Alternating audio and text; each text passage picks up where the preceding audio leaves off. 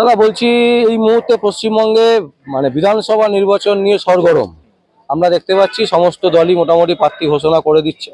তো তৃণমূল কংগ্রেসও ইতিমধ্যে 291টা অলরেডি ঘোষণা করে দিয়েছে, 3টে বাকি আছে।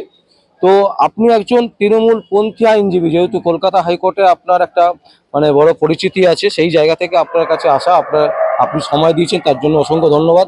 বলছি, কি রেজাল্ট হতে পারে, তৃণমূল কি দেখেছেন? আমি আপনাদের চ্যানেলে লোকসভা নির্বাচনে বলেছিলাম যে মমতা ব্যানার্জি এবং অভিষেক ব্যানার্জির নেতৃত্বে আমাদের তৃণমূল কংগ্রেস মেজরিটিতে আসবে, সেটা হুবহু মিলে গেছে। এবং বার কাউন্সিল ইলেকশনেও আমি কিছুদিন আগে বলেছিলাম মেজরিটিতে তৃণমূল কংগ্রেস আসবে এবং তৃণমূল কংগ্রেসের যে সমস্ত প্রার্থীগণ মেজরিটিতে আসবে।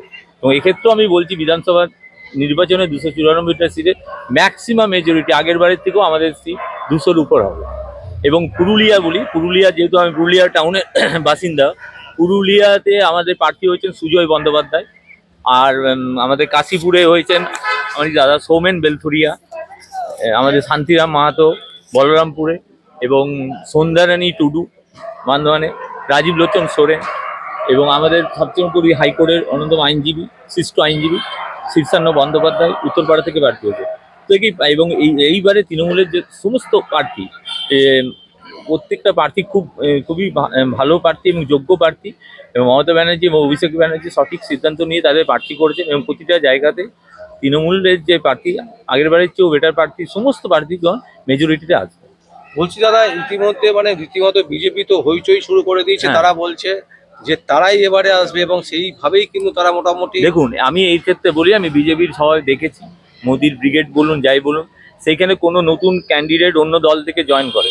আপনি কি সেটা দেখতে পেয়েছেন? এবং তেমন যতটা ওরা লোক বলছে তেমন করতে পারেনি। এবং প্রতিবারই ব্রিগেডে ভিড় হয়, বিজেপির ব্রিগেড বলছি। তো আলটিমেটলি ভোটের রেজাল্টে তৃণমূলই থাকে, কারণ তৃণমূল আছে মানুষের সাথে। এবং আমরা তৃণমূল লিগেলসের, আমাদের বিধানসভায় যে সমস্ত প্রার্থীগণ আছে তৃণমূল লিগেলসের তরফ থেকে আমরা প্রতিটা জায়গাতে, প্রতিটা বিধানসভাতে আমরা তার সেই সব প্রার্থীগণের জন্য আমরা প্রচারে যাব। বলছি যে বিরোধীরা বলছে যে তৃণমূল কংগ্রেসে অনেকেই আছেন নেতারা যারা দুর্নীতির সাথে যুক্ত, তাদের নাম যদি বাদ দেওয়া যেত তাহলে হয়তো তৃণমূল একটা ভালো রেজাল্ট করতে। কিন্তু যেহেতু তাদের নাম পুনরায় দেওয়া হয়েছে, দুর্নীতিতে যাদের বাদ দেওয়া হয়েছে সেই সমস্ত প্রার্থীগণকে বাদ দেওয়া হয়েছে অলরেডি। আর যাদের প্রার্থী করা হয়েছে তারা আইনের মারফত ক্লিনচিট পেয়েছে, এবং আইনের মারফত ক্লিনচিট পাওয়ার পরেই দল তাদের প্রার্থী করেছে। বলছি, এই কুণাল ঘোষকে নিয়ে অনেকে প্রশ্ন তুলছেন যে কুণাল ঘোষ একজন সাংবাদিক। কুণাল ঘোষ একজন দক্ষ সংগঠক এবং ভালো সুবক্তা, এবং উনি আমাদের তৃণমূল কংগ্রেসের অ্যাসেট আমি মনে করি। ঠিক আছে, বিরোধীরা বলবে, বিরোধীরা যদি ভোটে মেজরিটিতে আসতে পারে, এর আগেও বিরোধীরা বলেছে আমরা মেজরিটিতে আসবো, বিজেপির কথা আমি বলছি। আলটিমেটলি ভোটের রেজাল্টে সেটা দেখা যায়নি। তৃণমূল কংগ্রেস সংখ্যাগরিষ্ঠ নিয়ে আসবে এবং চতুর্থবারের জন্য আমরা মাননীয় মুখ্যমন্ত্রী মমতা বন্দ্যোপাধ্যায়কে আমরা করতে পারবো। কুণাল ঘোষ সম্পর্কে অনেকে বলছে যে উনি বলেছিলেন মুখ্যমন্ত্রী সব থেকে বেশি বেনিফিশিয়ারি সারদা কাণ্ডে, 3.5 বছর জেলও খেটেছেন। তো এই নিয়ে একটা জটিলতা। তারপরেও মুখ্যমন্ত্রী কি করে ওনাকে বিধানসভা টিকিট দিচ্ছেন? মুখ্যমন্ত্রী দিচ্ছেন এই কারণে, মুখ্যমন্ত্রী বুঝতে পেরেছেন উনি দক্ষ সংগঠক। বিরোধীরা তো বলবে, এর আগে উনি বলেছেন অনেকেই তো অনেক দলে, অন্য দল থেকে যারা যোগাযোগ করছে। আজকে এই যে বিজেপির প্রার্থী ছিলেন নন্দীগ্রামে পবিত্র কর, উনি তো আগে বিজেপির ক্যান্ডিডেট ছিলেন, তাই উনি তো তৃণমূলে জয়েন করেছেন। এগুলো রাজনীতিতে হয় এইগুলো। এবং কুণালবাবু যথেষ্ট দক্ষ সংগঠক, সুবক্তা প্রথম কথা, এবং তৃণমূল কংগ্রেসের যে দুঃসময়ের সঙ্গী। অনেকে প্রশ্ন করছে যে জ্যোতিপ্রিয় মল্লিককে যদি সিট দেওয়া যেতে পারে তাহলে পার্থ চ্যাটার্জিকে নয় কেন?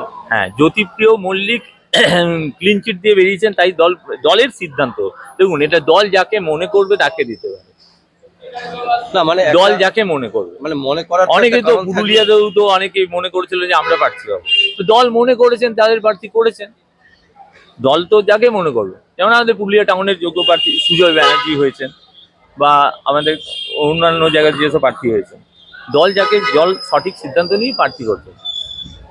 না কি এটা কি আপনাদের থেকে জিজ্ঞাসা করে না যে আপনারা যেহেতু সংগঠনের সাথে আছেন, কোনো চয়েস নেই যে আপনাদের যে এনাকে প্রার্থী না? আমরা লিগেল সেলের সংগঠনে আছি, দলের নিজস্ব একটা ব্যাপার আছে। দল পুরো সার্ভে করেছে প্রতিটা জেলাতে। আমার জেলা যেমন পুরুলিয়া, আমার কাছে আপডেট আছে, অনেক খোঁজ খবর নিয়েই দল প্রার্থী করেছে প্রতিটা জায়গাতেই।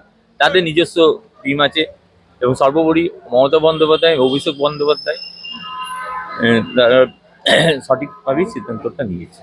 বলছি এই যে 294টা আসনে মানে কটা আসন তৃণমূল কংগ্রেস পাবে? আমি তো বললাম 200-র উপরে, মানে 200 200-র উপরে এক্সপেক্ট করছি। 200-র উপরে পেলে মানে সব দল তো পুরো অনেক পিছিয়ে থাকবে। এবং এর আগেও আমি বলেছি, এর আগে যে সিট পেয়েছে তার থেকে এবার সিট আমাদের বাড়বে। আচ্ছা, তার মানে বিজেপির যে 72টা সিট এর আগে দেখুন পেয়েছিল, বিজেপির আগের বারে কতগুলো ছিল, 77 থেকে নেমেছে বিজেপি, হুম। বিজেপির তো কমেছে। তাহলে এবারে বিজেপি যে দিবা স্বপ্ন দেখছে যে মেজরিটিতে আসবে, 77 দিকে 100টা ক্রস করুক, তাহলে আমরা জেনে নেবো যে বিজেপি। মানে 100 ক্রস করতে পারবে না না বলছেন? না, আর বাকি বাকি দলগুলো 100টা ক্রস করলে তো হবে না, মেজরিটিতে আসতে গেলে হ্যাঁ। মোটামুটি 160-70-এর উপর পেতে হবে। হুম। না, আর সিপিএম খাতা খুলতে পারবে? সিপিএম চেষ্টা করছে, মানে খাতা সিপিএম খুলবে? যেহেতু একটা জোট করেছে, সেটা সিপিএম হয়তো 4-5টা পেতে পারে হয়তো, মানে আমার অ্যাসেসমেন্ট। যে আইনজীবী মহলে অনেক আইনজীবীকে সিপিএম দাঁড় করাচ্ছেন বিধানসভা ভোটে, হ্যাঁ। তাতে কি কোনো মানে বেনিফিট পাবে? দেখুন আগের বারে লোকসভা নির্বাচনে সিপিএম অনেকজনকে প্রার্থী করেছিল, আমি বলি হাওড়াতে করেছিল, হুম। হাওড়াতে যেমন সব্যসাচী চ্যাটার্জি, সায়ন ব্যানার্জি এবং বিভিন্ন অনেককেই প্রার্থী করেছিল, তরুণ মুখ যাদেরকে বলা হয়। তৃণমূলও আমাদের তরুণ মুখকে প্রার্থী করেছে, কিন্তু সিপিএম সেই রেজাল্ট করতে পারেনি আগের লোকসভায়, আইনজীবীদের করেছে। তা আমরা একটাই কথাই বলবো, মানে এবারেও তার মানে আমাদের ভালো- উত্তরপাড়ার যে প্রার্থী আছে শীর্ষান্ন বন্দ্যোপাধ্যায়, খুব যোগ্য প্রার্থীকে মানে নেত্রী চুজ করেছেন, আমি এটা বলতে চাই। মানে এবারেও তার মানে বলছেন আইনজীবী প্রার্থীরা খুব একটা ভালো রেজাল্ট করতে পারবে না? না না, আইনজীবী প্রার্থীরা রেজাল্ট করতে পারবে না। দেখুন দলের সংগঠনটা মেন কথা, সিপিএম এর সেই সংগঠনটা এখন নেই। বা আপনি সিপিএম এর কথা বললেন, যেহেতু এখানে তৃণমূলের যে সংগঠন এবং দিদি যেভাবে মানুষের পাশে রয়েছেন, সংখ্যাগরিষ্ঠ নিয়ে তৃণমূল চতুর্থবারের জন্য আমরা মাননীয় মুখ্যমন্ত্রী মমতা বন্দ্যোপাধ্যায়কে আমরা দেখতে পাবো। আচ্ছা, বিজেপি দুজন হেভিওয়েট নেতার কথা বলছি, একটা বলুন। হচ্ছে মানে আর বাংলার চ্যানেলে সাংবাদিক ছিল, হ্যাঁ। তিনি রেজিগনেশন দিয়ে হ্যাঁ, সন্তু পান সন্তু পান। তিনি জয়েন করেছেন বিজেপিতে হ্যাঁ। এবং তারকেশ্বর থেকে তিনি দাঁড়িয়েছেন। হ্যাঁ, তো কি মনে হচ্ছে সন্তু পান কি মানে ভালো ফল করতে ওনার পারবে? জমানত বাজেয়াপ্ত হবে, প্রথম কথা। একদম সাংবাদিক বাজার গরম করার জন্য উনি প্রার্থী হওয়ার জন্য এটা করেছে, জাস্ট বাজার গরম, কিভাবে ক্যান্ডিডেটটা পাবে। আর শুভেন্দু অধিকারী বাজার গরম না করলে তো প্রার্থী পাওয়া যাবে না বিরোধীবাদে, এমনিতে আচ্ছা। বিরোধীদের কিছু নেই, প্রথম কথা। 77 থেকেও নেমে গেছে, দেখুন আগের বারে বিধানসভায় 77টা পেয়েছিল, 77 থেকেও নেমে যে পর্যায়ে পৌঁছে। এইবারও সেই রকমই হবে, যেটা বাজারে ভাবছে যে বিজেপি মেজরিটিতে চলে আসবে, সেটা না। আগের বারে আমি যা বলেছিলাম লোকসভা মিলিয়ে দিয়েছি, বিধানসভাতেও মিলিয়ে। বলছি শুভেন্দু অধিকারী দুটো জায়গা থেকে দাঁড়িয়েছে, একটা হচ্ছে নন্দীগ্রাম আর একটা হ্যাঁ। হচ্ছে ভবানীপুর। হ্যাঁ, তো ভবানীপুরে কি শুভেন্দু না না, আমাদের নেত্রী 50,000 থেকে 1 লাখ ভোটের মার্জিনে জিতবে, 50 থেকে 1 লাখের উপর? একদম। কিন্তু ওখানে দেখছি প্রচুর ইউটিউব মিডিয়ারা মানে ইউটিউব, দেখুন মিডিয়ার কাজ হচ্ছে খবর পরিবেশন করা, সেক্ষেত্রে মিডিয়া তো তার কাজ করবেই। আর বিরোধীদের দেখবেন যত নিউজ হয় স্টেটের পক্ষে হয় বেশি, আমাদের হাইকোর্টের কথাই বলছি, যত হাইকোর্টের মামলা হয় স্টেটের বিরুদ্ধে যেসব মামলা হয় সেইগুলো নিউজ বেশি হয়, সেই রকম বিরোধীদের নিউজটা বেশি হবে। আর মিডিয়া বেস করে তো যে একটা নির্বাচন যেতে যায় না, তার জন্য সংগঠন লাগে। আর আমাদের নেত্রী সবসময় মানুষের পাশে আছে। দেখুন আইনজীবীদের পাশে আমি বলছি, লিগেল সেলে আমি বলছি, এত যে ছেলে মেয়েরা আজকে করে খাচ্ছে, যেভাবে আগেও তো গভর্নমেন্ট ছিল, প্রচুর জুনিয়র লয়ার, যেমন আমার পাশে আমার জুনিয়ররা দাঁড়িয়ে আছে, তারা আজকে প্যানেলে আছে এবং বিভিন্ন জায়গায় দিদি যেভাবে মানুষের পাশে আছে, এবং আমাদের লিগেল ব্যাটেল ফিল্ডটাই যদি বলি, আইনজীবীদের জন্য অনেক করেছে।